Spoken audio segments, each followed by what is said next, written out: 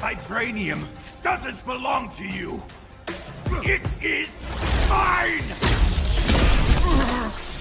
And I will happily go through you to take it back. You are right.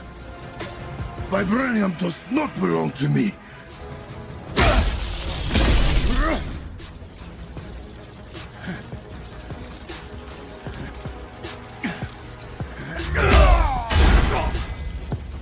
It belongs to Wakanda.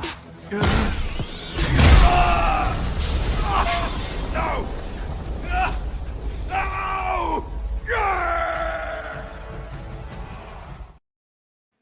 Welcome back to the Comic Book Bullets. Nerds New Bullying host Leroy, aka I don't give a shit about the Rome Empire, with my co-host. Woohoo! I got it. I did. I did. Okay. Yeah. Third time is a charm. Okay, yeah. This is Eli, aka Butterfinger. He was just watching Bowfinger. That's why he said that. Oh, I guess yeah. There you go. I should have said Bowfinger. Yeah. See, Eli, I'm referring to the candy bar though. Yeah, third time was a charm. If he was on any other show, a legit show, they would have told me to quit doing that shit like a while ago. But since we could just do whatever the fuck we want to do, we just keep doing it till we try it. So yeah, I want to say shout out to me, shout out to Eli, and also last but not least, shout out to the AI. Because if nobody else is listening to us, the algorithm is always listening. Doing our work for us. Exactly. Always spying on us. Yeah.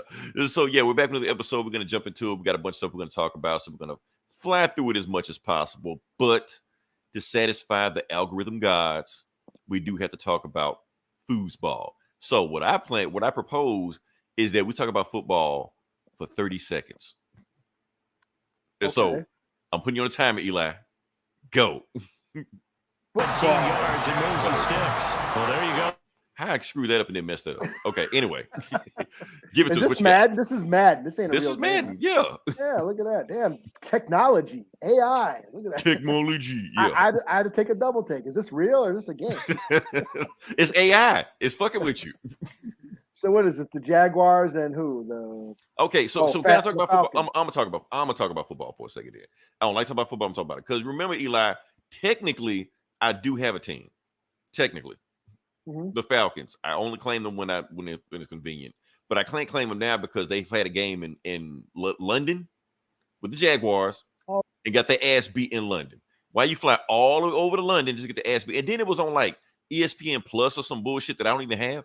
Oh yeah. So they do that every year. They always choose teams to go and play in London for I don't know why, but they do that every year.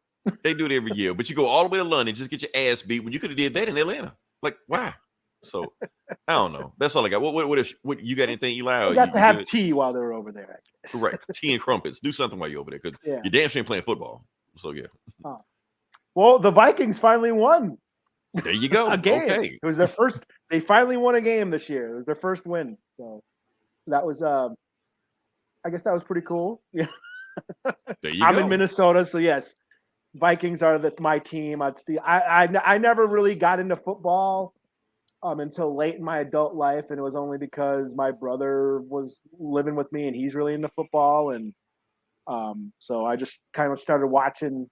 It's kind of like my brother and 3-6 Mafia. Okay. Okay. Yeah. Yeah. Yeah. Same here. I think I 3-6 Mafia and my brother. Let's talk about 3-6 Mafia instead of football. How about that? I think we're better at this. I worked their show. I worked their show. I worked backstage. I used to work at a club, and I went to one of their shows and got elbowed in the face. So there you go. Yeah, I think that's our football minute. Oh yeah, on to the next. Yeah, on to the next. There you go. We have satisfied the algorithm. Oh, also want to say this is the only Kelsey Swift we acknowledge. Just let you know that right now. So moving on past that. I don't know what that means, but okay. Good. It's before your time. Don't worry about it. All right. All right. So, like I said, before we get into it, Eli, we're gonna talk about the box office. Did you see Saw? Saw? No, I did not. Okay. I know you did. I just like to say Seesaw. That's all. Seesaw. So yeah, because I know I did the Barbenheimer, review. So I was gonna leave this episode for you to do the Saw Patrol review. But sorry. Yeah, I figured you would. I would have bet a cheeseburger that whether or not you would have did it or not, but doesn't matter. Anyway, I saw a TV show. This weekend. I don't know who else saw it, but I'll just briefly talk about it. Basically, it is called Gen V. Oh, that's what I should have did. That's what I'm going to do. Okay, we're going to talk about Gen V. We're going to talk about Gen V. But the people don't know what Gen V is, I'm just going to throw it up there one time. Like I said, it says on the poster, Gen V meets Harry Potter. That's what it is. That's what they want you to invoke. That's what you want you to think when it is, because that's what I got from it. It's basically what it is. It's the boys. It's the spinoff of the boys. Takes place in the boys universe. Some of the actors from the boys show up in this, but it ain't about them. It's about brand new characters I hadn't seen before. It's about college kids with superpowers and a superhero school. That old trope. Okay. I was it. So yes. So X-Men, Harry Potter, Naruto, Hunger Games, My Hero Academia, Wednesday, pretty much anything you can think of. It's that. It's all those tropes you think, but it's pretty much its own. New Mutants. It's all that. Doom Patrol. Doom Patrol. So yeah. So it had me thinking like, okay, so school with kids with superpowers, damn this on subject. I didn't realize how old that trope has gotten. What's that movie? Sky High. Cliff favorite movie. Shout out to Cliff because he's the only one to talk about Sky High on here. But yeah, it's that. So it's pretty much that, but it's with the boys spinoff. So it's a superhero shit, but it's fucked up superhero shit. So that's what it is. That's what this show is. It's the boys. So it's the boys. So yeah. So if you the same violence, the same really fucked up stuff that happens in the boys, it's here. So if you're looking for that, but you want that mixed with Hunger Games, that's that. That's pretty much what it is. I like that they have them in college because I don't really want to see high school kids doing this fucked up shit. College kids, I don't mind. So have them a little bit older, doing this stuff. I do want to say one thing, and I think I'm going to get canceled for saying this, Eli, but I think I'm going to just put this out there anyway. So back me up. Eli, if anything I say on this show, you included with the shit also. Because they don't say you said fucked up shit. They said y'all said fucked up shit. So there you go. Let's do this shit. All right. Let's do it. Let's go for it. Now, you see the poster. Now, the first thing, if you didn't know anything about the poster, you would think that this is a black superhero show. That's the first thing you would think. And honestly, going by the plot of the show, they want you to think that. Why? Because black superheroes are hot right now. That's the thing. That's the model. And the show plot line actually plays into that. Because the black girl had nothing to do with whatever's going on there, but they realized that she was in the vicinity of it. They realized they can get like real good test scores on social media if they promote her over what happened. But who really was the hero of the day was a non-binary transgender Asian. And when I mean transgender, like their superpowers is they can transform to man and woman back and forth, whatever they feel like it. So they realized that wouldn't test well, in social media, but she would. So let's just leave her in social media. Let's go that way. So that's just one of the plot lines. That's one of the plot lines in the show. The other plot lines in the show, like all the kids on the show, I won't say kids for the college kids, but like that, but all of their powers play into like social aspect. Like I just said, like the one of the superpowers is being transgender, non-binary is one of the powers. Another power of the girl, she got shrinking powers where she can go back and forth, but the only way she can transform is to make herself throw up. So think about it. So the only way she can get smaller is to make herself throw up. So they're really playing in that she has an eating disorder with her shrinking powers. Even the main girl right here, her powers is like she had a fucked up childhood growing up. Oh. So her powers is to cut herself. Like a lot of, got some people out there that will cut themselves to, make them feel alive, make them feel power, make them feel whatever. Triggering people. It's triggering people. So and it goes down the road. It keeps going down like that. Like everybody superpower is a mimic of something, a social commentary of something, which, like I said, X-Men have done this shit before also. We can talk about Nightcrawler and whatever, but that's what's going on with this show right here. So did I like it as much as the boys? I'll be honest, and I hate to spoil it for you, Eli, because every time I spoil it, I feel like I'm putting a bug in your ear where you're either going to be ultra defensive or be like, maybe Eli had a point. Leroy had a point. But I gotta say it, I didn't really feel this as much as the boys. Like I wasn't waiting for the next episode like the boys. This was more like I was passively watching it because nobody on the show, none of the actors or characters like really caught my attention. Like they're okay, they're watchable, but nobody was just like, oh man, I want to see what their storyline is going. I'm going to see where they're going. And maybe it's because all these characters are new, I've never heard of them before, but that's just how I felt, you know. Yeah, I think maybe they're spreading themselves thin because I've watched the animated Boys spinoff. Yeah. And that was just it was cool. I like the Garth Ennis story. Garth Ennis actually wrote one of those stories. Mm-hmm. But like, other than yeah, that, it was cool. Yeah. And this feels like that. I'm glad because I watched that too. This feels like that. Like it's cool. It's all right. It's bloody as fuck. And you know, there's some fucked up shit that happens in the show. But you know, it's none of the characters I really like gravitated to. You know, like so when this Huey chick, when this chick she has to puke and then she gets small. Does she like end up in her own puke? No. She's because it's like she pukes first and then she gradually gets smaller. Okay. So it's not like she pukes the bigness out of herself. Spin and she's in a pool of her own. Yeah, not like that. She just she pukes and then she's over the toilet and you can just see her like shrinking and shit like that. You know. Oh, and she gets big and she gets back bigger by eating. I forgot to tell you about that. So yeah. So it all, you know, plays into each other. So that's going on with that. So it's a cool show. I'm gonna stick with it because, like I said, they got me. It's not a black superhero show, but you know, she's in it, so I'm gonna watch it. You know, just cause for the culture, you know. But yeah, I'm gonna watch it. It's not like a show. I'm just like, ugh, I don't want to watch this shit. But now I'll watch this to kind of see where the storyline is going. But overall, it's something to watch. I feel like Amazon did us an injustice by dropping 3 1-hour shows all at one back to back. I'm like, man, calm this shit down, man. Like. Spend maybe 1, maybe 2. Don't give us like 3. And I gotta sit there the whole day and just watch all this shit back to back. And I was kind of like, okay, when are you gonna get somewhere with this? You know, but I don't know. Yeah. With all the shit that you got to watch these days, it's hard to keep up. Yeah. Like you told me this was on. I was like, oh, okay. I like normally I'd probably check it out, but I'm watching all this other shit. You know. Right. So, like, it's like. And I feel like I know you're gonna get to it eventually when you got to it. Yeah. But I did feel like this was a commitment to watch this show. That's what it was. Now, if you're gonna do 30-minute shows and drop them at 3 at a time, like Harley Quinn, do that. Drop that. I can watch that in no time and then go do other shit. This I'm here 3 hours watch because I didn't watch Friday, didn't watch it Saturday. I had to watch it today, and I'm just here, just watching it. Nowhere. I'm like, man, hurry, get this shit over with. So maybe that's why I kind of gotta, not really as enthused about this show as I should have been because I was like dropping them all and kind of like binge watching, 3 episodes one time. Oh, Jake's in the house.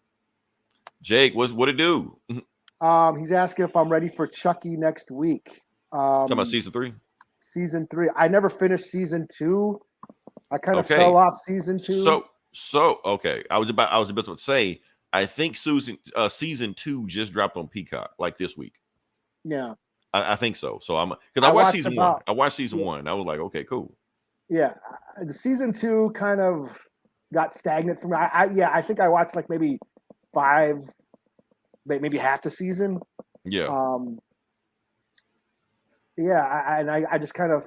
But then again, this was like right at it was during when I was moving. Remember when I was moving? I was doing all this shit. Plus, there was a shit ton of horror last year. So. Well, yeah. I just kind of fell off of Chucky. So maybe I'll try and catch up. I really dug the first season of Chucky. The second one I thought was getting a little stagnant. That's why I wasn't in a rush to finish it. But I'm curious to see where this new one goes. Well, Jake, Eli isn't excited for season 3, but I'm excited for season 2 because I haven't seen it.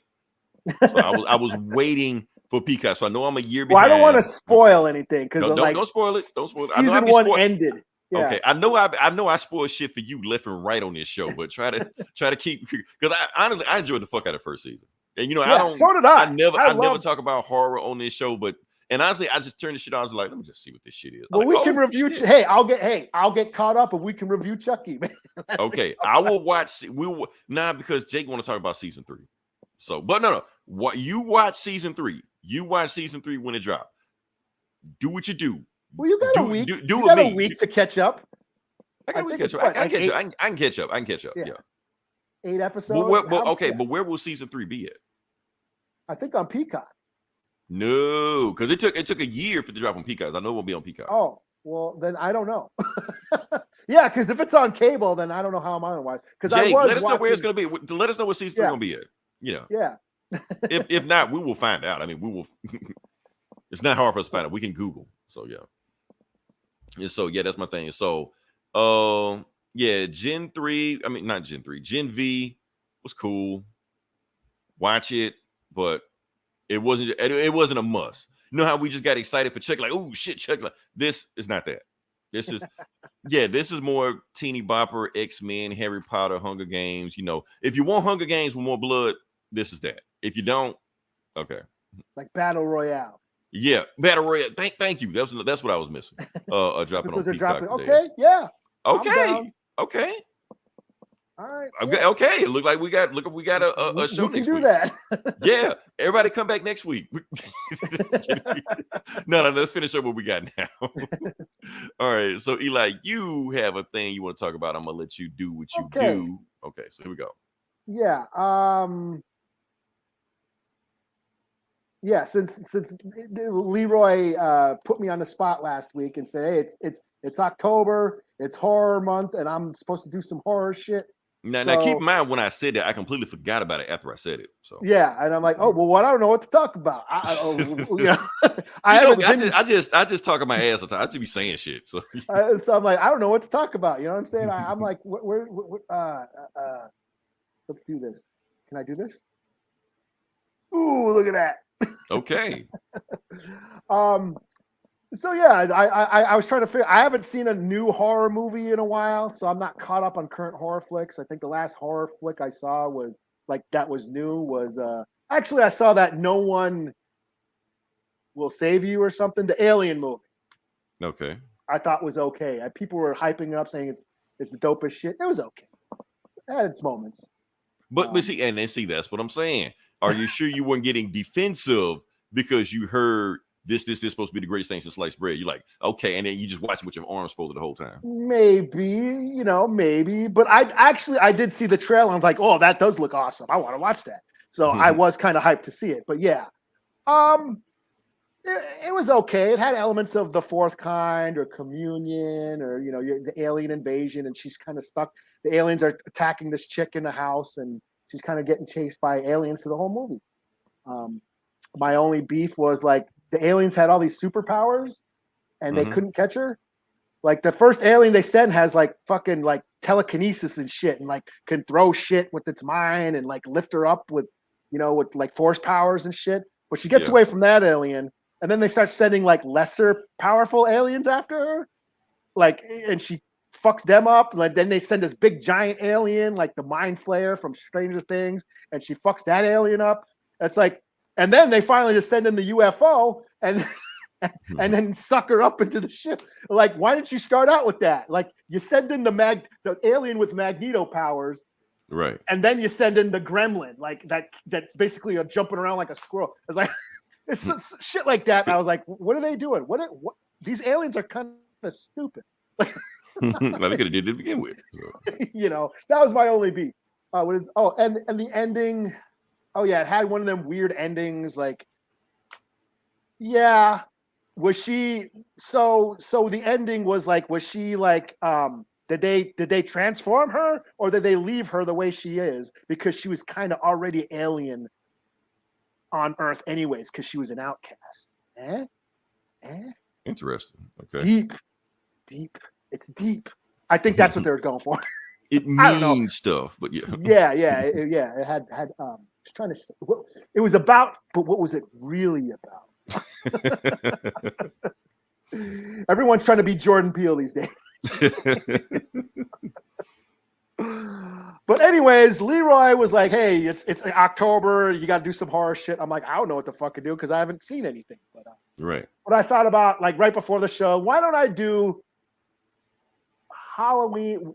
I'll talk about some movies that I like to watch during October, during Halloween season. And the thing is, like, I watch horror movies all the time, but horror movies that I actually like to watch. Halloween is every day at your house. So yes. But there's certain movies that I do save for when in autumn, in October, when it's Halloween season, that just sort of give you that mood, that puts you in that autumn mood, that autumn spooky season, Halloween season kind of mood. And it's been kind of weird lately, especially up here because it was fucking 90 degrees out there. I got the air conditioner on, So it's kind of hard to get into spooky season when it still feels like summer. Like I'm still running around in shorts and shit, so it doesn't feel like fall yet. And, so I haven't been in the mood to like get into fall yet because it's so hot outside. Some will say global warming, but we're not that type of podcast. Yeah. Autumn's like my favorite time of year where it starts getting cold out. You can put on hoodies. I can hide my big giant fucking Buddha belly and shit and just kind of layer yourself in all these clothes and sit around and eat munchies and watch horror flicks because it's cold outside, but it hasn't been like that around here lately. So, and you know what? Now that I think about it, these past few years, we've had Halloween movies like Michael Myers. Like there were new Michael Myers movies. So for the past few years, like Halloween time kind of felt extra special because we had like our iconic Michael Myers Halloween symbol, like new movies coming out. So, and maybe that's kind of missing. We're missing that this year, and especially those movies kind of sucked anyways too. So, but yeah, that's another reason I have not been in the Halloween mood yet. So I guess I was going to talk about movies that put me in the Halloween mood. So that's what this is for. This is Eli's, what'd you call it? Halloween Minute? Horror Minute. Horror Minute. Okay. Maybe Halloween Minute sound better. We'll fix that in post. I'll put it on full screen because I can't see shit, which means I won't be able to read any comments either. So sorry, Jake. But I can't. I'm getting old. We got a few extras movie. Yeah, that movie came out. Did it come out this week or? I think it's coming out soon. Okay. Yeah. No comment. Exorcist, like the original Exorcist, is a great movie. This Exorcist 3 is pretty cool too, but I'm not a big like possession movie kind of guy. I'm not into supernatural horror. Much. I find them kind of boring. Like you said it before, slashers are your thing. Yeah, slashers, monster movies, creature features, that type of shit. There are some movies, some of them. There's classics like Poltergeist and The Shining that are just classics and stuff like that. We Are Still Here, I think, is awesome. It's a ghost story, haunted house ghost story, which I thought was fucking dope. That's probably like 10 years old now, I think. but like as far as like newer like supernatural, like my kid loves the Conjuring movies and the Insidiouses, and that's what he likes. And I had to see all those, The Nun and Annabelle and Sinister. I had to watch all that shit with my kid because he likes that type of shit. I end up The Nun 2 and all that, but yeah. I find them a little boring. I end up like kind of checking out and shit. But so yeah, I'm not that excited. I'm not like rushing out to see the new Exorcist, especially it's the guy who made the new Halloween movies. So, so yeah, but anyways, I'm here to talk about movies that put me in the Halloween mood, and one of those movies is Pumpkinhead. That's this right here. Pumpkinhead is a monster movie about a guy whose kid accidentally gets killed by some rowdy teenagers, and he basically summons up a demon to get revenge. And the demon comes in the form of Pumpkinhead here, and it basically comes and kills all the teenagers. And the only way to get rid of the spell is once all the people are dead, that he's marked for death, is when the spell ends. I love this movie. It's been a favorite of mine ever since I saw it as a kid. Stan Winston, it's the only movie Stan Winston directed. Stan Winston was a creature designer. He created this creature. He created the aliens, Terminator, Predator. He's one of the top Hollywood monster makers besides Rick Baker, of course. It was the only movie he directed, and it's a really well-made movie. And now, as I get older, I find it kind of sad. It's a very tragic movie. It's very sad. I mean, the guy's kid died. But it's very well made. The cinematography is awesome. It's shot in the woods. It has that autumn sort of feel to it, falling leaves and all that stuff. The color scheme. It's just a great looking movie. The Appalachian sort of influenced horror. They're in the Smoky Mountains in the South. He goes and finds a redneck witch who basically who conjures up the demon. He goes to the pumpkin graveyard and stuff. It's just full of all this really cool imagery that puts you in that Halloween spirit. So that's why I love this movie. And I was at a con a few years ago, and I actually met Lance Henriksen, who plays in right everything. Been in everything, yeah. Aliens, Predator, Terminator. Was the only guy. No, Bill Paxton was the only guy to be killed by all three. Until they made AVP, and he was killed by But I met him, and he signed my Pumpkinhead poster. So I have that hanging up downstairs in my man cave. But yeah, this is just one of my favorite flicks. And then I also have another one. I'm going to do 2 a week because I figured there was just so many fucking movies to just narrow it down to 4. Mm-hmm. So I'm going to do. We're talking about the whole genre. So yeah. Yeah, I'm going to do 2 a week. Jake, yeah, the sequels are not that great.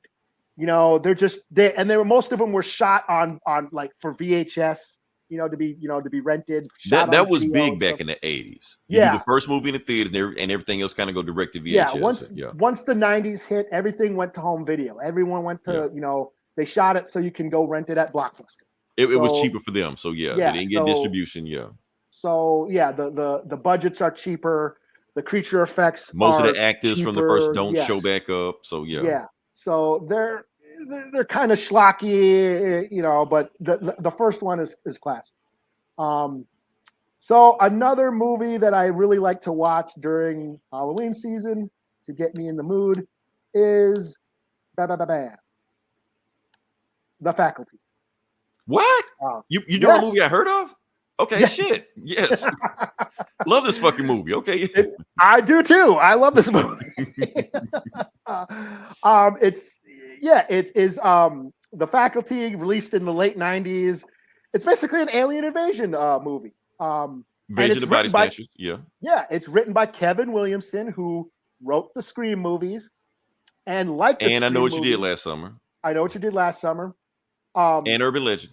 He did a lot of shit. Yeah, he was kind of like. I know you hate me to say this, Eli. He kind of, revised horror or resurrected horror in the 90s. In the 90s, he revised it and ruined it at the same.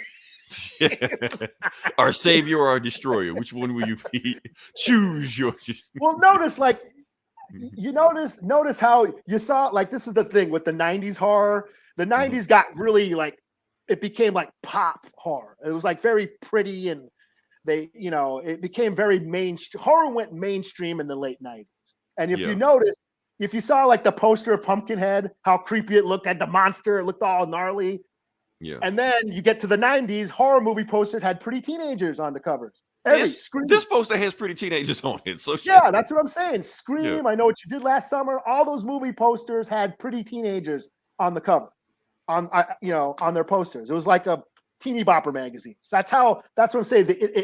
Horror sort of went mainstream, and that's as an 80s baby. I found it a little it was more of a vehicle to push these actors in Hollywood. I found it watered down a lot. A lot of those movies I felt were just kind of watered down Hollywood crap. But I get that. A whole generation of kids grew up on that horror, and that was their stepping stone into horror flicks, and that's all good. Here's my thing. Like I said, you know way more about horror than I do, but here's my opinion of what I think happened.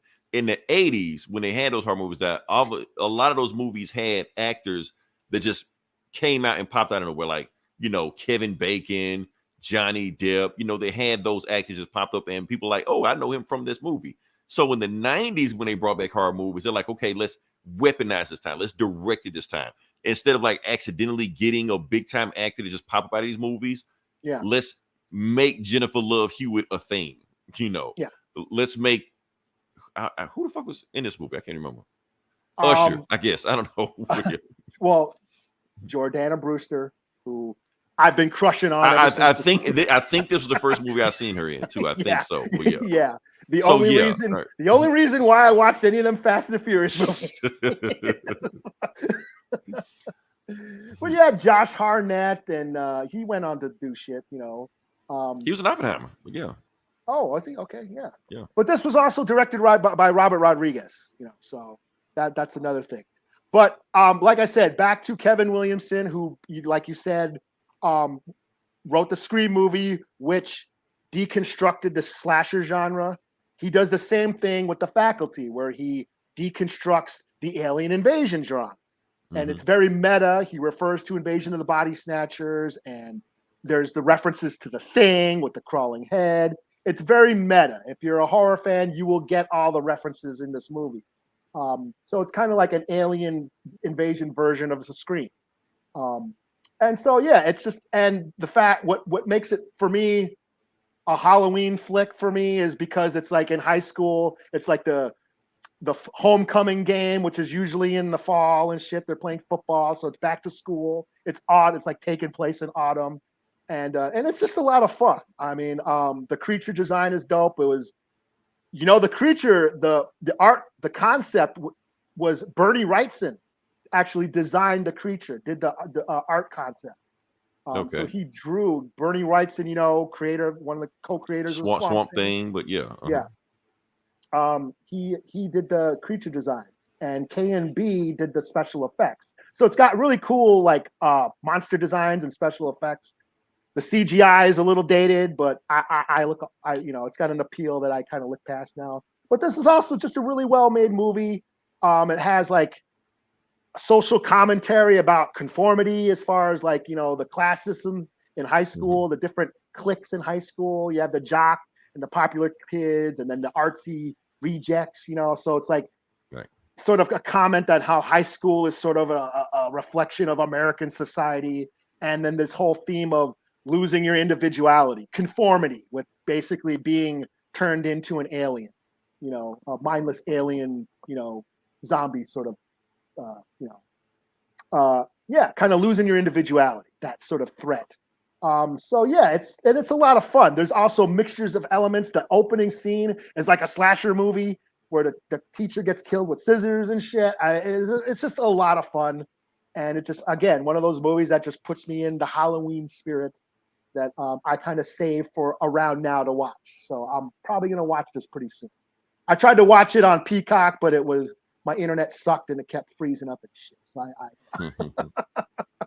but I do own this somewhere, so I'll probably give it a good watch one of these days, sometime this month. But yeah, so that's about it. I know that was longer than a minute. Nah, I was shocked that you put this movie on there. Like, okay. Yeah, and that's the thing. I know I talk a lot of shit about the Scream movies, but like I said, I've mentioned this before. The first time I saw Scream, the first Scream in the theater, I loved it. I had a lot of fun with it. As a horror fan of the 80s, coming up on all those movies that Kevin Williamson was mentioning in Scream, I had a lot of fun.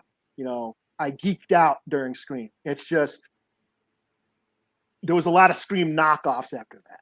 You know, right. Scream became this big, huge thing, and then horror became mainstreamed and kind of watered down. And that's where I'm like, And then they kept pumping out Scream movies every year, and it just kind of got played out for me, you know? So yeah, I wasn't and now my kid got into him when he was, he was around 11 or 12, and he was Ghostface for Halloween one year, and he wanted to watch all the Scream movies. So I rewatched them with them, and I see them as sort of satires, kind of funny comedy satire. So that's what they always were. Yeah. So I've kind of relaxed on them a little bit. Yeah. I appreciate the influence that they've had and how they do kind of just deconstruct slashers. So, yeah. So yeah, that's all I got. On to now. I'll have a couple more movies next week. Cool. Okay. Yeah. That segment went better than I thought it was going to go. Okay. All right. So I'm just gonna pull some fucked up movie out of my ass that you never. You're right. Now I don't know what you're going to pick next week. I don't know. All right. So what are we going to pick next? Now we're going to do, where is the thing? You know what? I didn't pick it. It doesn't matter. We're going to go here. We're going to go here to do the Marvels. Now, we're going to talk about the Marvel. We're going to talk about. I know we doing a complete 180 with this. Let's talk about the most fucked up horror movies we can possibly think about. To the Marvels, a Disney movie. Now, why are we talking about this? The reason I want to talk about this. I've been seeing Captain Marvel costumes at Target in the Halloween section. I guess I'm about to come out with a Serbian. Fuck a Serbia. Everyone, what about a Serbia? Yeah, fuck that shit. Yes, I've seen it, but it's just meant to shock. Every hardcore motherfucker pulls that out of their ass. I mean, it's a difference between horror and torture porn. There's a difference between that, you know. But anyway, we'll go there. Anyway, let's talk about the Marvels. This is why I'm talking about the Marvels. The reason I'm talking about the Marvels is because they finally released the Chinese poster. They released the China poster. And I got to give Disney credit, Eli. We see podcasts like us, we never give Disney credit for anything. But let's give them credit. You know where I'm going with it. You know I'm going with it. I'm not saying nothing. You know I'm going with it, okay? Here I go. Because they finally left the black characters on the main poster. That's the thing. So I got to give them credit for that. They didn't have masks on, anything like that. You can actually see them, their face, you know. So kudos to you. Good job, Marvel. We're making progress, baby steps, you know. But also, who the hell is that guy on the right? I know you can't see it. I know you can't. You got to zoom in on that one, but it's some dude. It looks like a Loki. He's not Loki. He's Chinese. I assume he's Chinese because the Chinese poster, so it's got to be Chinese. So what they do, have a dude that just like cameos like 3 seconds to put him on the movie poster? Like, okay, so 2 steps forward, 2 steps back. We don't even know who the hell this guy is. He probably ain't even in the American version. Probably like cut him in the China extended Zack Snyder cut or some shit, you know. I don't know what the fuck going on. Like one of them Iron Man movies where they shot like like the last 8 minutes, what even in America, it was just him. How China saved Iron Man. And that's how the movie made $1 billion. Like, and then Disney patted themselves on the back. We don't know about it because we never seen it, you know. So it's the same thing with this guy, whoever the fuck he is. So he's gonna save Captain Marvel. Like he's gonna be the hero in the China version. That's what I know. So let's ask Jake. Hey, Jake, you excited for Marvels? Let me talk about the Marvel. Here's what's going to happen with the Marvel. I'm already going to predict how the Marvels is going to go. I'm reviewing the movie right now, a month in advance. Okay, so it's going to kill our algorithm then, but I don't care. This is going to happen. So the movie's going to come out. Nobody's going to see it. The rumor and the word is going to get out that the movie sucks. So people are just going to assume the movie sucks without even watching it. I'm going to be in the theater by myself, watching it by myself, and I'm going to come on this podcast and I'm going to overrate the hell out this movie just out of defense mechanism. And then 3 months later, think back to myself, what the fuck? I'll see it and say it was all right. No. You won't see it. You won't see it. You'll eventually see it. You'll see it when it come on Disney Plus. You'll see it when it come on Disney Plus. I'll see it when it come on Disney. But look at how Jake is saying how Brie Larson is hot. Yeah. I'm seeing it for Monica. Okay. They're both hot, man. I'm going for both of them, man. Yeah, shit. They're both just eye candy. Pick one, whatever you want. So yeah. Shit. Happy birthday to Brie Larson. It's her birthday today. Is she? Oh shit. Yeah. Well, good for her. So yeah, like I said, we got to say something good about it. I'm pretty sure she's gonna kill it in this role. But I'm telling you, that's review right now. Well, we've seen her before. We've seen her. Yeah. So next month, I'm already gonna give the movie a 6.5 out of 5. But ask me my review a month from then, and then ask my review of the movie is after I have time to sink in, and I'm not defending myself against fanboys. And then I'm probably like, yeah, the movie did suck. That's probably what I think. So yeah. And then Eli will like the movie better than I did. That's what's gonna happen. So that's our review right now. So don't even bother watching it. I can see like, you know, the alpha dogs like preparing their shit already. Like you know, this is the most wokest, feminist, blah blah blah blah blah piece of crap I've ever seen. And they make everybody else look bad because they say all that dumb shit. So if you say the movie sucks, then you look like them. Automatically, you're just in the same boat as them. Oh, you fucking incel, your woman hater. Like all I said with the movie sucked, man. Like I can give reasons why the movie sucked. No, fucking incel. I'm like, fuck it. Don't worry about it. Greatest movie ever. Fuck it. I don't care. Shit. Think what you want to think. Yeah. What else I got? Okay. Moving to the next part of the podcast. Let's see. Did I do the thing? I don't think I did the thing. Did you do the thing? I didn't do the thing. I can't see worth it. Oh, I did do the thing. You didn't do it. I did do the thing. Okay. So, Mortal Kombat. We're in the video game section now. We're going to talk about Mortal Kombat. Let's get Brie Larson the fuck up out of here. Oh, there we go. Okay. We're going to talk about Mortal Kombat for a second. The thing is, I was going to like maybe get Mortal Kombat down the road, and I was thinking like I want to have the gameplay because I like the story's bonkers as hell. Maybe I'll actually like the gameplay. And then I saw this, and then I was like, nah, fuck this game. That's it. Just wait for it. Wait for it. So yeah. So some dude online just did this and recorded it, and I'm like this, Eli. At one point, is it okay to just put the controller down and just beat the shit out of the person next to you playing the game when you're doing shit like that? Because you're not gonna do that to me. I'm just gonna sit there and take it. I'm not. Like, you can beat me in the game, but you ain't finna boot my ass in real life. Like, he's doing this shit. It's a waste of time. Like, you can go take a nap, go take a piss, eat a sandwich, some shit like that when you're doing that. Like, no, fuck that, man. So I was gonna give this game a chance until I saw this shit. I'm not finna sit here and just watch somebody just do this shit to me. Like, and then do some finish him afterward. Like, nah, I'm not even gonna finish it. You get the point. But yeah. So yeah, Mortal Kombat, no. I take it that's an online player who's already been playing. Yeah. The game only been out a week. Yeah. Are y'all covering the new Cyberpunk? Well, I covered the new Cyberpunk. I wasn't planning to, Jake, but you're planning to. I did in my head. So to be continued, to be determined on that. So yeah, we'll come back to that. So can we move on to the next part of the podcast? Sure. Cool. All right. Like I said, it's Comic Book Bullies. We're talking about comic books. We're already here. We're gonna jump into it. Eli, I'm gonna let you go first. Of course. Let me share the link. All right, cool. I'm just now sharing the link. What should I do? Blade? I guess we'll do Blade. Blade number 3. Yeah, who is that? Fire as fuck would definitely suggest. I don't. What would you suggest? I don't. We talk about a bunch of shit on here. The Faculty. I'm gonna assume the Faculty or the Marvels. He's talking about the Marvels. Huh? The guy that just said he said fire as fuck. I don't know what he was talking about, but I'm assuming he was talking about the Marvels. So yeah. Oh, so. Jamie. Wait, thanks for listening. Or Jamil. Yeah. Is that what his name is? I can't see. I'm going blind, man. We're old. How many times do we have to tell you people this? Jamil. His name is Jamil. Cyberpunk. Oh, Cyberpunk. Oh, okay. So Cyberpunk's the shit. Okay, I didn't know that. Okay. So we got 2 people talking about Cyberpunk. I'm going to look into it. It. Okay. I didn't know there was a new Cyberpunk. Okay, let me explain the Cyberpunk. I know you about to do Blade. I ain't mean to step on your toes on that one, but it's not a new Cyberpunk out. What it is, there's an expansion pack out with Idris Elba in it, and it's just like another story mode or some shit like that. So yeah, but plus I want to play it because Keanu Reeves in it anyway, like the first one. So yeah, and plus I heard they worked out all the bugs. And everybody's saying it's fun right now. Jamil just said it's fire as fuck. So shit, what am I missing out on? I need to jump on some Cyberpunk. So cool. Yeah, I will let y'all know.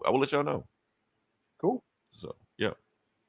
All right, so I will do Blade number 3. This has been dope. This issue is still dope. What's that demon? That 5,000-year-old demon that's been going around. Adana or something like that. Some shit. Yeah, something like that. Yeah. Anyways, there's still this demon is still roaming around. A bunch of the Sorcerer Supremes show up to try to fuck her up. And she ends up like fucking like basically burning them, like snaps her fingers and they like burn up and shit. That was just the intro. And then we go back to what's been going on. So Blade accidentally killed the one person that could kill this demon. And the demon took the sword, the only weapon that could destroy her. So then Blade went to go track down one of his exes who specializes in like supernatural objects and shit.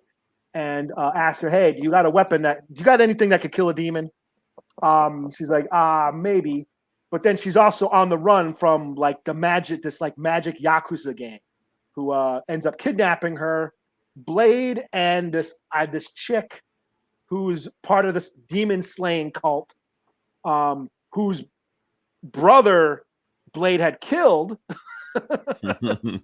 She's with them. She's accompanying him. So they're kind of like teaming up on this journey.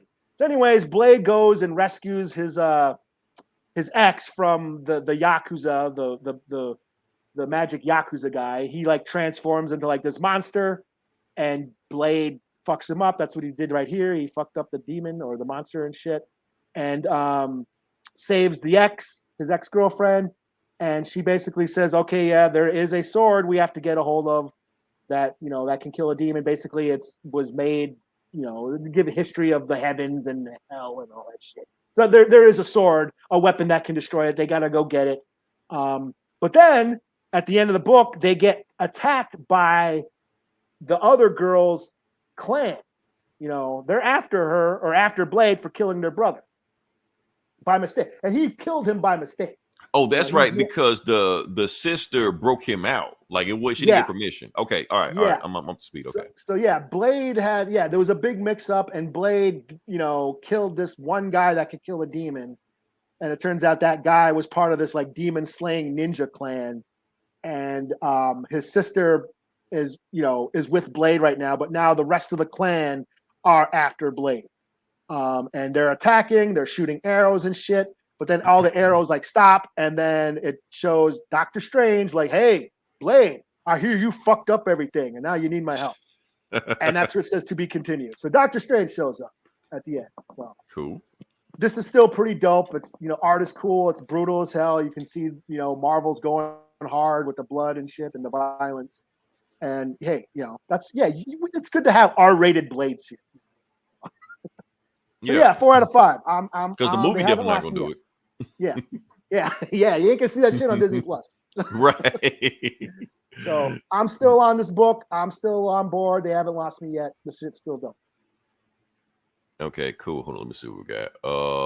And I got a shout out on the pod. Gonna be here. Hell yeah, Jamil. We, say anybody that shouts us out while we're doing it, we're gonna give you a shout out. We're gonna show you some love. If we don't, the AI will. So one of us gonna do it. Yeah.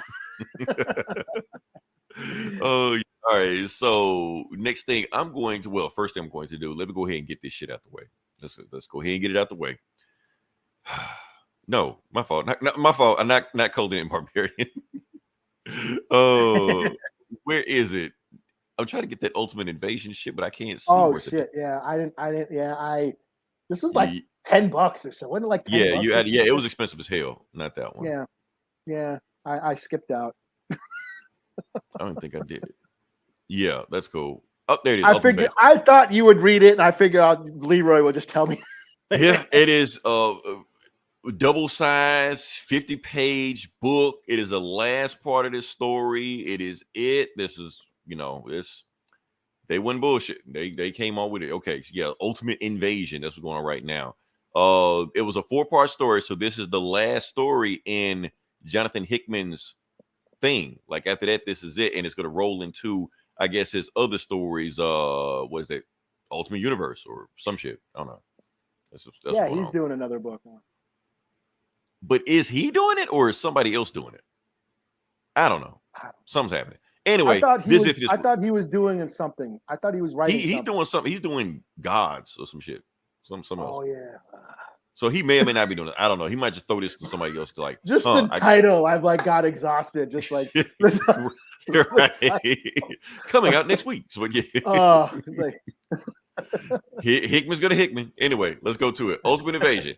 The finale of this story. Okay, so basically Reed Richards in a Dr. Doom mask is with Howard Stark building this device called the Immortus Engines. What is the Immortus Engine? It's a time machine. That's it. It's a time machine. That's all it is. So yeah, because the maker wants it to go back in time and do shit. Because his other one maker made one, but his got destroyed. So he wants another one. So yeah, so they made him Immortus Engine. And while they're doing that, Reed and Howard, they're getting to be best friends. And he's telling them everything. He's like, I know everything the maker wants. I know why Maker's here, what Maker did. I'm going to tell you everything the Maker did. So Howard, and he's just giving Howard all this information while they're, building the Mortis Engine, Meanwhile, we cut to present day because that was in the past. We cut to present day now, and now Reed has a full Doctor Doom suit. He don't have a mask no more. He's just Doctor Doom. Reed's Doctor Doom in this universe now. And Howard built him another suit, and we're gonna go talk to the maker. We're gonna give him the Immortus because he trapped him in the room to make the Immortus engine. It's like, okay, so there we go. And they give him the Immortus engine, and he tells Doctor Doom, good luck. Well, Dr. Reed, whatever. And he gives him the Immortus engine. But while he's doing that, Reed, Dr. Doom, whatever you want to call him, has a note from him, and it's called Tony. He puts it on him, and then transform himself to a hologram into another one of the guards to sneak past him. Now, what is he doing? We'll find out in a second. But anyway, Maker got his Mortis engine. He's fine. And Doom is putting on something. We're going to find out what it is in a second. And when he activates it, what he does, he dismantles the shield from the city, which is the base that the Maker is in right now. So once he dismantles the shield, that means they are defenseless right now for attacks. And the moment he does it, boom, Kang pops up. Iron Kang or whatever from the 3,000 years in the future with the Avengers that he made in the future. And they're coming to kill the Maker. So they're doing that. And that's when, the Maker is telling Howard is like, somebody has to stop you, Maker. He's like, what do you mean stop me? You think I'm some dumbass supervillain? Kang is coming to unmake everything I made. And that includes you, Howard. He's coming to take out everything. So while they're doing that, they're fighting, and Maker has his army fight, Kang's army, and they go at it. And yeah, and so and Howard joins in with the fight also. He takes out as many Avengers as he can, blast them all. Meanwhile, Maker is cutting through Avengers to get to Kang. Kang is cutting through those Maker's people to get to the Maker. And then you got this big showdown, and here comes the panel. Boom! The big blowout panel with Maker and Kang with the Avengers and the other people fighting behind him and shit like that. And while they're doing that, Howard is getting the shit kicked out of him by Thor and Wasp and Giant Man and all the shit like that. And he gets shit kicked them, and what he knocks over the Immortus engine, and he realizes it's just laying there right there. So while and Doom has set a bomb in the base. It's about to blow up in 60 seconds. They got 6 seconds to do whatever the fuck they're gonna do. And now Maker remembers who Kang is. So the reason he knows who Kang is because he used the Immortus engine when he had it to go to the far future as far as he could go. And when he got there, he saw Kang there waiting for him. And as soon as he got there, Kang blasted him in the head. And that's why he can't remember how to make the Immortus engine. So the Maker isn't as smart as he used to be because half his head is missing now because of Kang.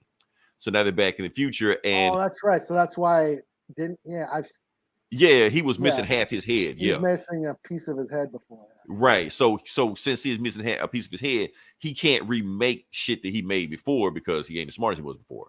So now we got Howard with the Immortus engine in his chest, and he just uses it to just kind of like blow up to stop the fight immediately and just blow up everybody around him. Knock everybody out, maybe kill him. Who knows? It doesn't matter.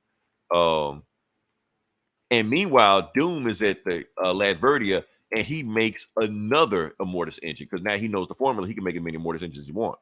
And he just walks out of the base and that's it. So Howard is looking around. Everybody's fucked up. He gets out of the suit because the suit's done. It's damaged.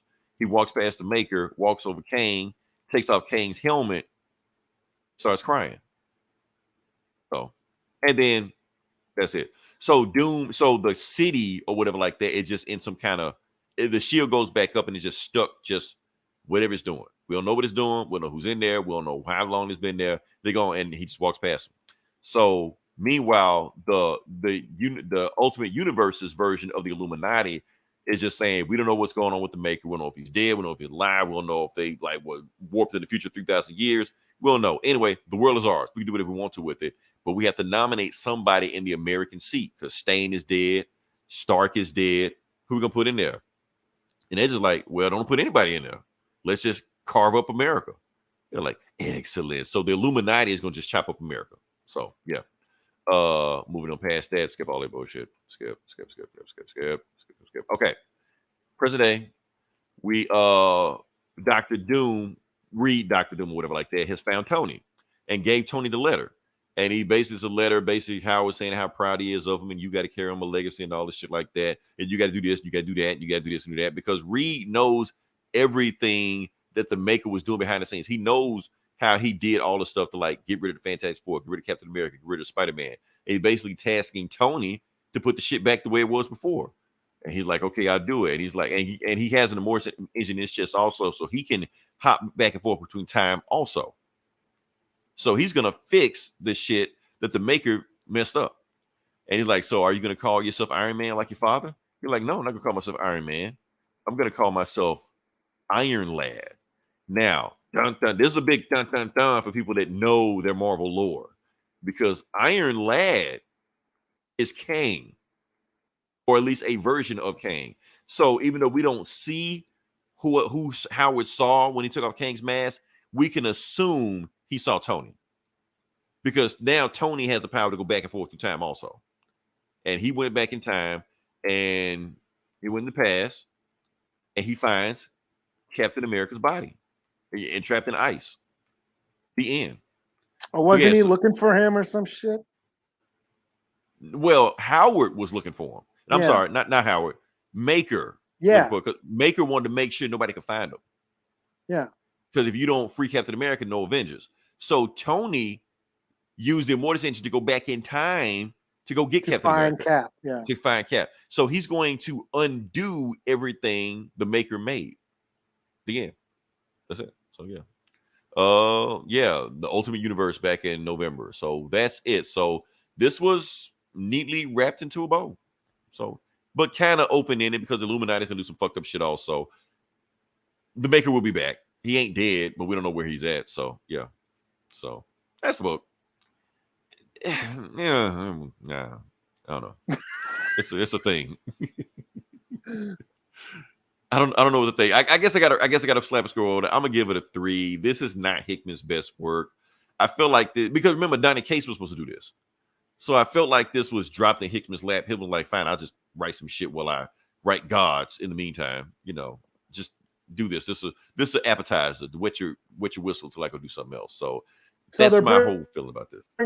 They're bringing like another Ultimate, like the Ultimates back, basically. They're bringing the Ultimates back, yeah. Because I think what's happening is that Maker fucked up the world. Tony's going to fix the world, and it's going to be closer to the Ultimate Universe of what we remember back in 2000. Not the exact same, but closer to what it was. So yeah, that's what I think. What do I know? I'm just saying. Again. So yeah. So what you got? I'll do Conan. Okay. give us a palate cleanser, Eli. Get this shit. Conan the Barbarian, number 3. Now on Titan Comics. Okay. Since Marvel lost the publishing, and now Titan has it.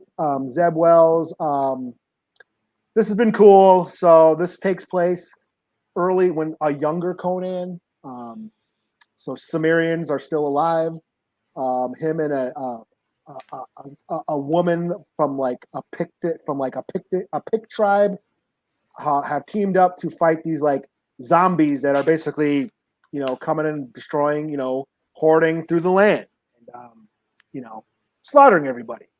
So, and they seem to be controlled by some weird like rock formation, like a spire that sprouted out of the ground out in Samaria. They end up going back to Conan's homeland in Samaria and find this spire, this big rock formation spire sprouting out of the ground, and that seems to be controlling these zombies. So in this issue, Conan and that warrior chick go into this spire. They go into it. They find these monks in robes and shit. They find Sumerian prisoners, all like in cages, and Conan frees them. Like, hey, I thought my tribe was wiped out, but you guys are still alive. Let's go get our vengeance for the Samaria, for Crom and all that shit. So he frees all the Sumerians out of their cages, and they split up. The warrior chick takes some out and like the wounded out to escape the spire, the big, to escape. Conan and a bunch of warriors go to find out to stop these zombies, whatever's controlling these zombies. They go deeper into the caverns and they find this big, huge ritual going on, and it's led by Thulsa Doom. Now, Thulsa Doom okay. Yep, and Thulsa Doom was played by James Earl Jones. James Earl Jones in the original Conan movie. So, and they're basically they're taking the Cimmerian prisoners and throwing them into this glowing water that seems to be trapping their souls, and maybe that's what's turning them into zombies or whatever. So it's a big, huge fight. They start carving up all the worshippers, the ritual going on. Conan gets into a fight with Thulsa Doom, and they end up falling off of off the ledge, and Conan falls into that glowing water. So he's in that water. Whatever's going on, whatever effect, we don't know. It's where it basically says to be continued. And then the girl basically gets the prisoners out, and she goes, "Hey, what's going on? Conan's net out. I'm gonna go save him." So she goes back in to go save him, and then Conan falls into that glowing water, and that's where it says to be continued. So this is still a lot of fun. The art's awesome. Even though I do like the pulpy writing, there's a lot of it. And I feel some of the text is covering up, because the art is so cool, but every panel has some text. Do you think it's trying to mimic the novels? Or the old comics, the old Marvel comics. With Sal Buscema and all that. Yeah. Was it Jerry Conway? Was it Jerry Conway? Yeah. But I just feel like it gets a little too wordy, even though I like reading, let's make murder, that very pulpy kind of writing. It's just sometimes I wish let the art breathe a little bit, you know what I mean? So yeah. But other than that, this is a 4 out of 5. This is still pretty cool. Yeah. Nice. Okay. All right. So next book I'm going to do, and I don't know if you read this or not, Eli, but let's go to it anyway. Okay. So this is a long title. Batman, Catwoman, the Gotham War, Red Hood, #1. I did read this. You did read this. Okay. Yeah. Why that title so long? I don't know. This book isn't what I thought it was going to be. It was no. Yeah. I was thinking one thing, but it was something else. But we're gonna review it. We're gonna break it down. We're gonna go from there. So, like I said, this is you think it's a Red Hood Catwoman team up. That's what you think it is. We're gonna read it. We're gonna review it to see what happens. So yeah. I was thinking, oh shit, Vandal Savage and blah blah blah blah. But he wasn't. Vandal Savage and Vandal Savage and Randall Macho Man Randall Savage and all this shit. So yeah. All right, so the book starts off because 2 weeks ago before the Gotham War. Red Hood throws the guy out the second window, find where's the Joker. And there's a cool ass panel right here. So Red Hood jumps out of the second story window, but he lands on the guy's arms. So yeah, breaks his arms and shit. He's like, where is he? All this Batman shit he's screaming up. Says he doesn't know what the Joker is. Like, I ain't seen the Joker in years. He throws him in traffic. And that's when he gets wrapped up by Catwoman, and Catwoman pulls him out of traffic. And he was like, the dude wasn't going to get hit. They were going to swerve out of traffic before he get hit. Well, he didn't know that. But anyway, Catwoman is here to tell him that there's a meeting going on tonight. So basically, this is almost kind of a retcon, because they wanted to seem like that Red Hood, joined her after the thing, but really he joined her before the thing. Yeah. I was wondering about that because but it does seem like that. It doesn't seem like Red Hood was sold on what she was saying. All she was doing just inviting him to the meeting with the Bat family. So he's like, okay, I'll go to the meeting. I'll be at the meeting. But I guess when he got to the meeting, that's when he was convinced. So kind of retcon, but not a retcon. I'll let it slide. Anyway. And anyway, so Catwoman basically just like the reach you get it. Like, if my plan goes according to plan, there won't be any henchmen on the roll, and then you don't have to worry about Joker having henchmen when you go find him. When you find him, you can put him down, and that's it. So, and she really almost seducing him, And she really should be doing this to Red Hood because we all know Red Hood has an Oedipus complex. You know, he hates Batman, so the best way to get at Batman is, we're not gonna go there. But anyway, so she recruits him. So it's now he's there. He's with Catwoman doing the training of her thieves guild, stuff like that. And he sees 3 of these guys, and he's just like, look, all you guys suck. You're terrible. I'm not here to train you to be thieves. I'm just here to find out which one of you are who. That way, when you go running back to your bosses, I know who you are, so it's easy to find you and kill you. And she's like, he's joking. He's like, no, I'm not. Does you have any questions? And then one of them just runs out. He's like, nah, I don't want shit to do with this. So he just leaves. And Red Hood just let him leave. He's like, okay, fine. Okay, one down. What about you 2 guys?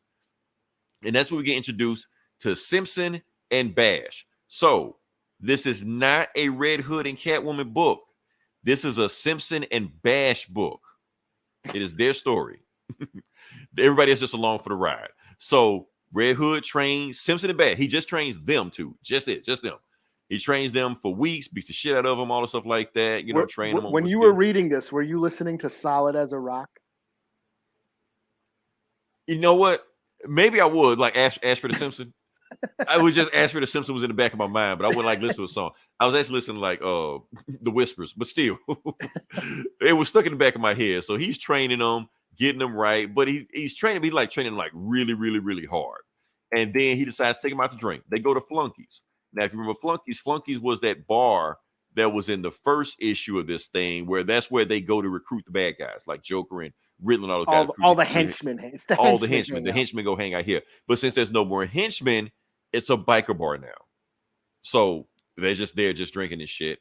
And then they're just telling him, they're like, yeah, we joined up with Catwoman, man, because I want to just get away from Scarecrow. I mean, she said she's gonna protect me from Scarecrow.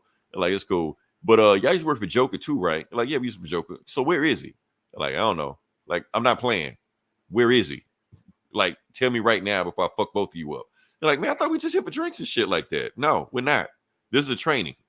So here's your mission right now.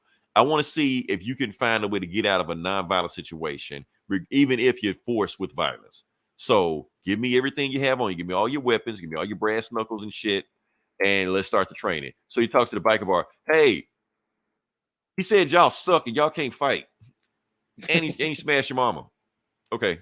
Y'all got this right. Bye. And he leaves out there. They want to get the shit kicked out of him. So Catwoman knows what he's doing. Like, what are you doing, Jason? What are you doing? I know what you're doing, Jason. You're just using us and me to find the Joker. They're like, no, I'm training them. So, and then they get the shit kicked out of them. And Catwoman's like, okay, take them on a mission immediately. And, okay, if they don't die, then fine, I'll take them. So he takes them on a meeting. But so Bash gets a good night's rest while he's sleeping.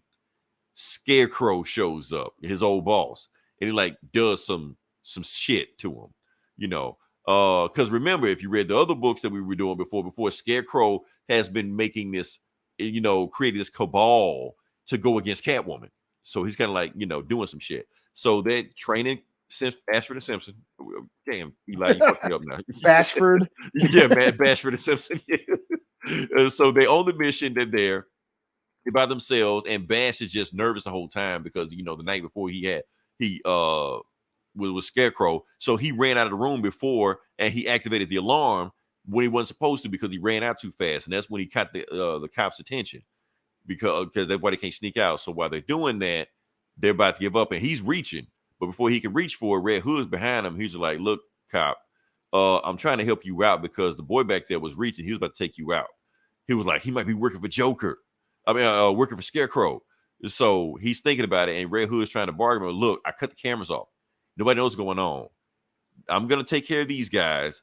You leave. Nobody will know you're here. Like, well, what if I get fired? Well, that's better than you getting shot. So just go. And then, bam, he hits him in the back of the head. He was like, he's working for the Scarecrow. Scarecrow sent him. I'm about to put 2 in him. He was like, no, don't do that. And then he was going, you must work for Scarecrow too. And Red Hood's just like, okay, look, you point a gun at me. You must be ready to leave this world. So right before he fires the shot, Red Hood tackles him and then just goes to work on him. He like, I said, no guns, no killing, and nobody gets hurt. While he just beating the shit out this guy. And then he tells him, pick this dude up and get the hell out of here. And put everything back the way it was while the dude just fucked up. He bash, basically. He was like, look, you failed the mission. You tripped the alarm. The cops are gone. You failed, so put everything back. Don't take anything. And tell Catwoman you failed. She'll deal with you tomorrow. So tomorrow, well, the next night, Red Hood is trying to talk to Catwoman, but she can't. But all her bodyguards are like, won't let her get to him. So then she just comes out here like, okay, I want to talk to Jason. What the hell, Jason, going on? So she knows what happened. She realized she was putting the piece together that Red Hood wasn't training these guys. He was just beating the shit out of them for 2 weeks just because he just felt like it, because Red Hood never believed in this mission, which is something he said from the very beginning. She thought he was joking. He's like, I don't give a fuck about your mission. I'm only here to find out shit about the Joker and to find out who did where these guys going. And she's like, no, you just got an agenda. He's like, I got an agenda. No, you got an agenda. You sending these guys because you know these guys are gonna go back to the Joker, to Scarecrow, something like that. You think I'm gonna just let this shit slide? So, and then they realized that Bash didn't come back, you know, with Ashford Samson, somebody, whatever his name is. So he's just like, fuck it, I'll go find Bash. I'll find out what Bash is. So he goes to Bash's house, his apartment, and when he gets there, he sees spoilers there. He like, spoiler, why are you here? It's because, yeah, Jason, I was waiting for you to get here. And she turns on the light, and it is Bash with his painted in blood. Get your own toys, Red Hood. And Spoiler is telling him, I can still smell the fear toxin in the air. Scarecrow got to this guy. That's Scarecrow's handwriting. So he's thinking you're with Cat and Lee with Catwoman. That's why he's doing all this shit. And like, uh-oh. So basically, they inadvertently started a gang war. But it was already going to be a gang war to begin with. So, yeah. So that's that. Like I said, I thought it was going to be more about Catwoman and Red Hood. I really thought like Red Hood and Catwoman were like going to hook up some shit, like do some weird Oedipus shit, but they didn't do that. But that's what it was. So now it looked like Red Hood has been kicked out of the Catwoman's gang, and I guess going to go back to the Bat family. I guess, I don't know. It's almost time for this story to wrap up anyway, so I don't know. I'll give this I give it 3.5 out of 5. I kind of like Bashford and Sons, you know, storyline, but yeah. So but what you got next? What do I have? Oh, Star Wars Hyperspace. Now I couldn't find this. What is this? I couldn't find this. It's on what is they on? It's on Dark Horse now. Dark Horse. Okay, I didn't check that. Yeah. I was looking for Marvel. I couldn't find it on Marvel. So yeah, no. So remember IDW had those anthology, the all ages sort of line of Star Wars books like a couple years ago. Yeah. Well, that now they don't have the rights anymore. Now it's gone back to Dark Horse. You know, for a long time, Dark Horse had Star Wars comics, and right then before Disney, Disney the dark bought times. It all up. Yeah. But then IDW was putting out like, you know, I think Star Wars Tales or whatever, kind of anthology tales for like all ages, for like kids, you know. And now Dark Horse got the rights back. So now Dark Horse is doing a bunch of these like all ages comics, Star Wars comics. And this is one of them, Star Wars Hyperspace Tales. It's basically every book is a one-shot standalone story. You know, different characters, misadventures in the Star Wars galaxy. This one, I chose to read because it's got Quinlan Voss. Okay, all right. I knew there had to be an angle. Yeah, I've been reading a bunch of Quinlan Voss stories or comics from Star Wars because I'm writing an article on him. He is the native coded Jedi. Y'all check out Eli's current article. He did Echo and Daredevil. Oh yeah, I reviewed Echo and Daredevil. Yeah. Mm-hmm. So this one it's basically Quinlan Voss goes up against Cad Bane. Cad Bane is that blue-faced bounty hunter. He originated on the Clone Wars, and he showed up on Book of Boba Fett, where Boba Fett supposedly kills him. And he's like a gunslinger. He's basically an alien version of Clint Eastwood. You know, he's a gunslinger. He's a bounty hunter. One of the most feared bounty hunters next to Boba Fett. So in this book, Quinlan Voss finds a guy that has stolen from Count Dooku. Stolen some sort of like treasure, you know, or something valuable from Count Dooku. And he's tracking him down. It turns out Count Dooku has hired bounty hunters to find this guy who's stolen from him. and we just have this fight where, you know, he has to protect this guy and then find his riches, the Count Dooku's belongings, and he has to protect him from the bounty hunters. So we have Cad Bane and Quinlan Vos basically fighting for most of this issue. And then at the end of the book, the guy finally takes Quinlan Vos to where he's got the shit hidden, and then Quinlan Vos just like burns it and destroys it. So, and then he goes back to Coruscant.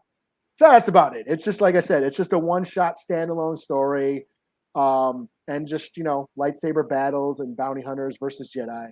So it was fun. You know, I have great. Questions. Yeah. I have questions. Okay, so is this an original story? Like they just made a story just for this Dark Horse, or just like a collected story that they got from somewhere? No, this is a story just written for this hyperspace tale. Interesting. Okay. Yeah. So this is their like, because they're making so many references to like Disney Star Wars. That's what's about. Yeah. And they're just taking, you know, this is the only issue I've read out of this. This is number 9. But yeah, every issue there's like, I guess there's a Kylo Ren book. There's like different characters. You know, there's just different Star Wars characters. As I'm sure there's a Boba Fett and Bosk one somewhere. I think I saw a cover for. Just different standalone Star Wars stories every month, and they're a little lighthearted and cartoony because they're meant to be for like all ages, for kids. Interesting. But this was just, isn't that what Star Wars is supposed to be, anyways? That's what George Lucas said, and everybody got mad at him for saying it. So yeah. So this is just, you know, kind of dumb, stupid fun. It's Quinlan Vos versus Cad Bane. They shoot at each other. They fight each other, and you know, it's just simple underworld crime shit. And yeah, so I'll give it a 3 out of 5. It was nothing groundbreaking, but it was just, you know, kind of fun, entertaining, you know, read. Okay, I didn't even think of a Dark Horse. I didn't know that they were doing. Yeah, I guess that was last year, because I think they got it like last year. Like Dark Horse got the rights back. Cool. Okay. All right. So last book I'm going to do is Invincible Iron Man number 10. This is the issue. This is when it happens. Okay. For people in the know that have been keeping up with what's going on right now, this is the book where Emma Frost and Tony Stark get married. I'm gonna give you the whole picture because this is just the second half of the book. First half of the book is Iron Man number 10. First half was like X-Men 26, I think. But that's the full picture. It's another Fall of X issue. So yeah. So yes, this is the book where they do get married. They get married in this book. So let's get to it, see what we got. All right. So book starts off with Rhodey in a Texas prison. Like I said, I haven't been keeping up with Iron Man stories in a while. I don't know what's going on. Apparently he's been framed for murder, something to do with Fall of X, but like that. But anyway, he said he's getting a phone call from Tony Stark. So he gets a phone call and he goes, and we get a Tony Stark meanwhile at the Hellfire Club with some groupies, I guess. And he basically tells a story about him and Obadiah Stane. He like, so I tell Stane, believe me, the only thing that's hard right now is this suit of armor. Now, I don't know what story he was telling, but we're going to find out about that later on. But anyway, he gets a phone call and he's basically saying, you're getting a phone call from Rhodey. So he calls Rhodey. He's telling Rhodey, just chill out in jail. Don't worry. I'm working on it to get you out of jail right now. He was like, well, what you call me for? You're like, well, you call me. And then they realize they've been set up, and Rhodey looks around, and all the dudes in the yard stand up, and they're looking right at him. He's like, okay, Tony, this ain't good. And Tony's like, okay. That's when he sees Fee Long, and he realized what's going on right now. Fee Long just came in just at the right time so he can look at Tony while his best friend is about to get murdered on the phone. So he was like, hang up, Rhodey. You need both hands to take care of this while I go take care of this guy. So he goes, so Rhodey starts fighting these guys before they can take him out. But it's the whole yard, so they can't take him out. So, and while he's going over there to Fei Long, Kingpin stops him. And Kingpin's just like, it's done. They're like, what's done? The deal we were talking about is done. So when we go back to Rhodey, all of a sudden, Sandman pops up and starts beating the shit out of everybody. So, and not only Sandman pops up, the Living Laser pops up. So Sandman and the Living Laser are both on Kingpin's payroll, and they've been paid to keep Rhodey alive while he's in jail. So, and that's all it is about that. So he hangs up the phone, and when he picks up the phone and realizes that Rhodey's still alive, he's like, yeah, it came through. And meanwhile, the guard or the warden or whatever like that, he was like, sorry, sir, it didn't happen. So when he says that, feeling like, fuck. So because he's the one that hired those guys to kill Rhodey. So he's like, okay, don't worry. Tony won this round, but we're going to get him again. So yeah, skip past that. And that's when he's talking to Kingpin because he wants to thank Kingpin for setting up the deal to send Sandman and Living Laser to their jail. But he was like, but what the hell is Fee Long doing here? I want Fee Long out of here right now before my assistant get here. Because my assistant get here, she's going to be throw a fit. And his assistant shows up because we know it's Emma Frost in disguise. And she's just like, oh, shit, I'm about to kill him. So he realized what's going on. So he got to grab him because if she kills him now, he won't be able to get the information he needs out of his head to like rebuild his Iron Man suits and shit like that.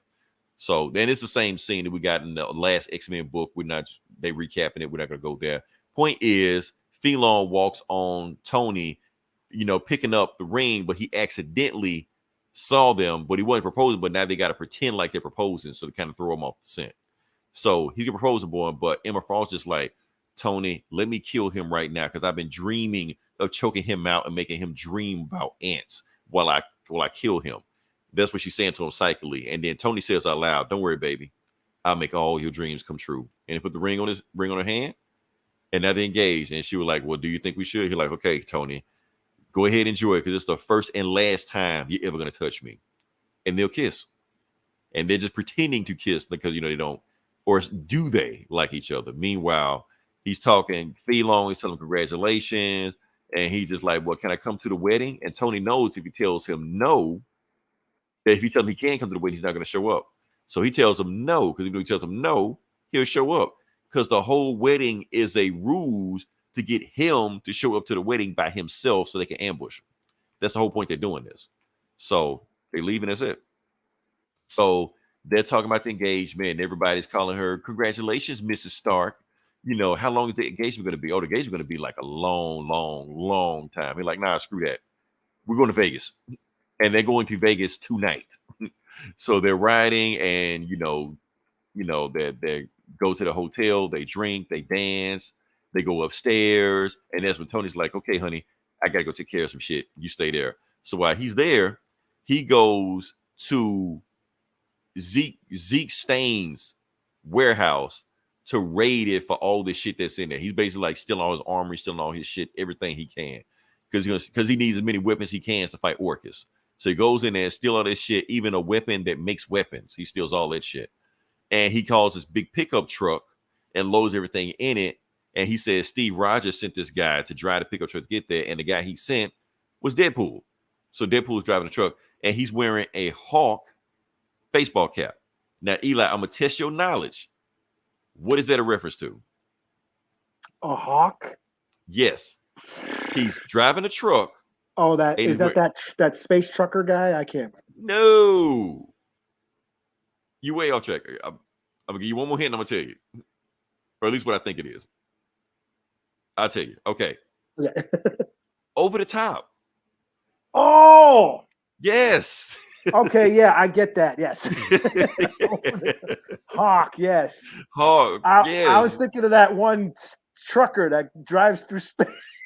Oh, no, I don't even know who that is, but He's like in Avengers comics. He's like a space trucker. No, that's DC. That's a space cabbie. Is it? Is that on Marvel? Yeah. No, that's DC. No, there's a trucker in Marvel that's a space trucker. Huh. I'm pretty sure. Go ahead. I'm going to Google that shit. Okay, yeah. But anyway, that is definitely Sylvester Stallone, Over the Top, the greatest arm wrestling movie ever made. I don't care what anybody I think says. the only one. Probably so. Anyway, so Tony steals all Zeke Stain shit, and now it's time to go to the wedding chapel. Time to get married. He's gonna do it. He's like, it's the first time and only time I'm ever getting married. But he doesn't think Emma Frost is gonna show up anyway. Because like I said, Emma, before he left to go do that shit, she like, look, I gotta go stand up next to me and shit. So either if I don't show up, either I'm dead or I just changed my mind. So he shows up, and turns out she does show up. And Tony's like, wow. And then he's like, wow. Like, he like looking at her like, oh shit, I'm about to marry that.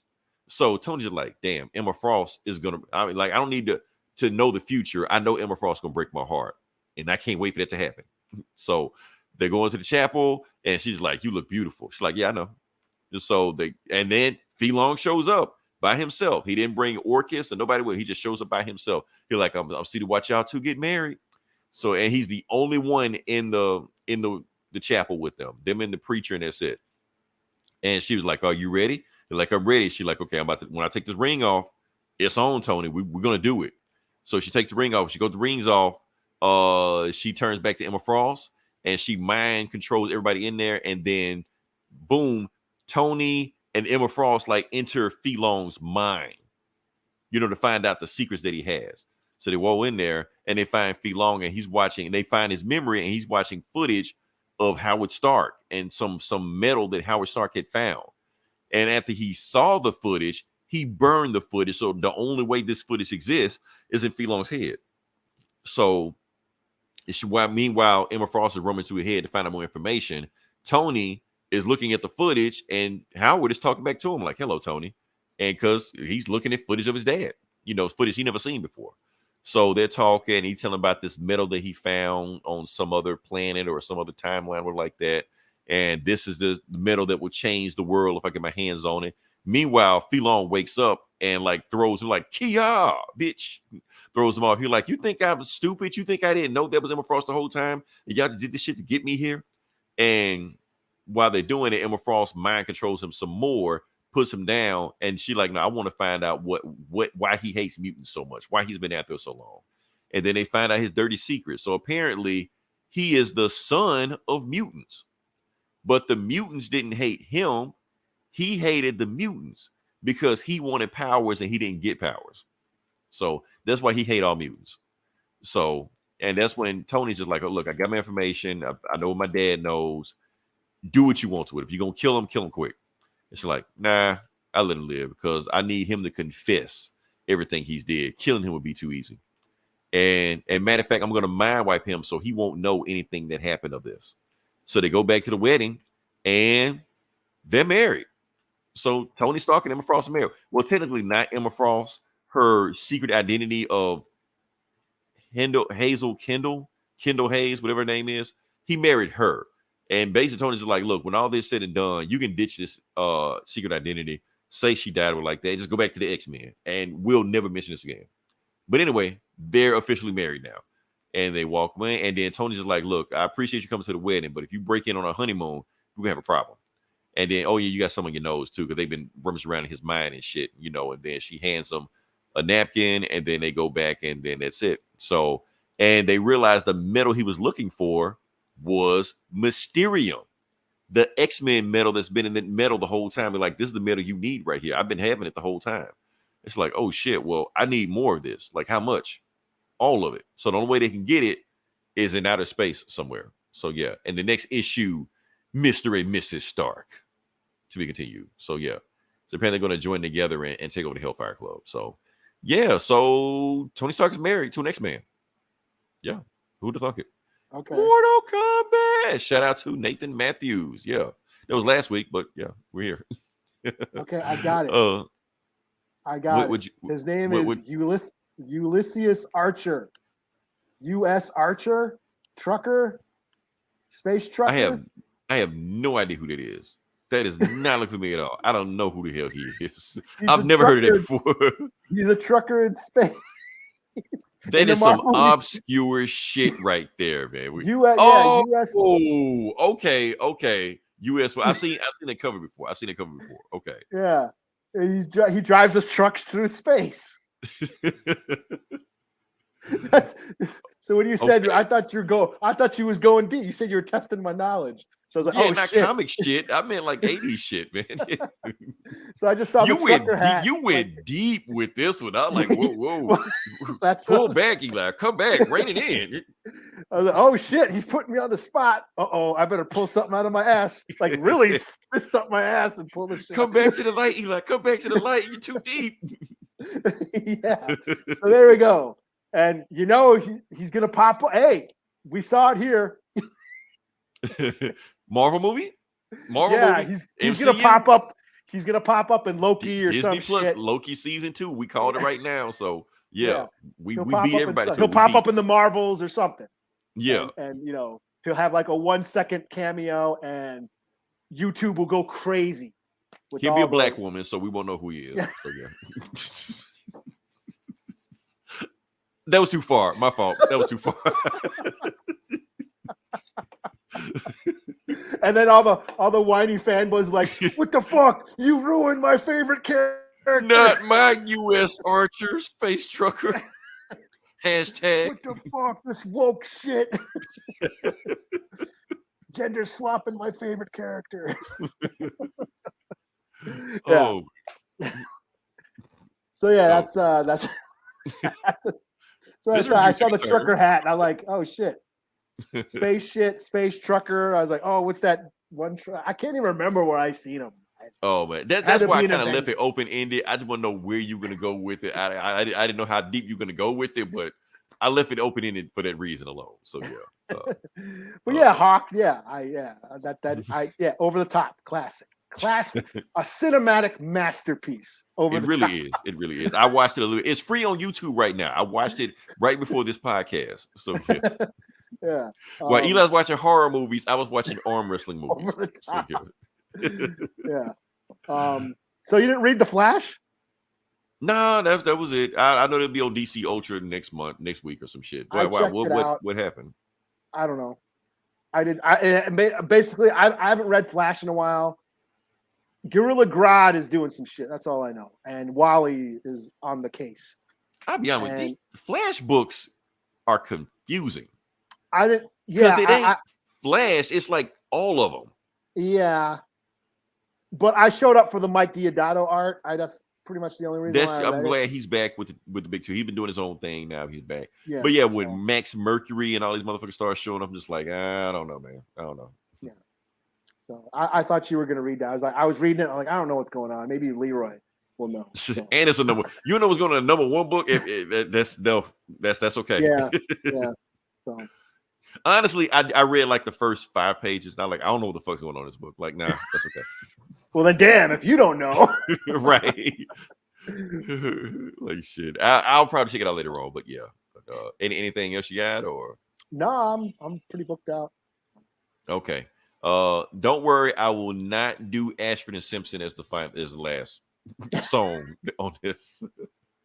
But if you listen to this long, this like, share, subscribe. Like I said, if you listen longer than 30 seconds, or at least 30 seconds, we appreciate you. You have boosted the algorithm because they are watching us.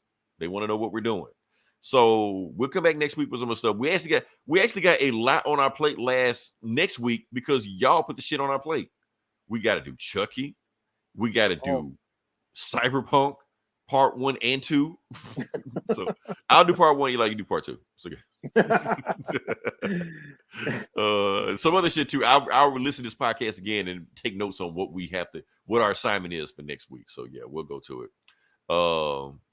Anything else you got to add, or? No, I'm good.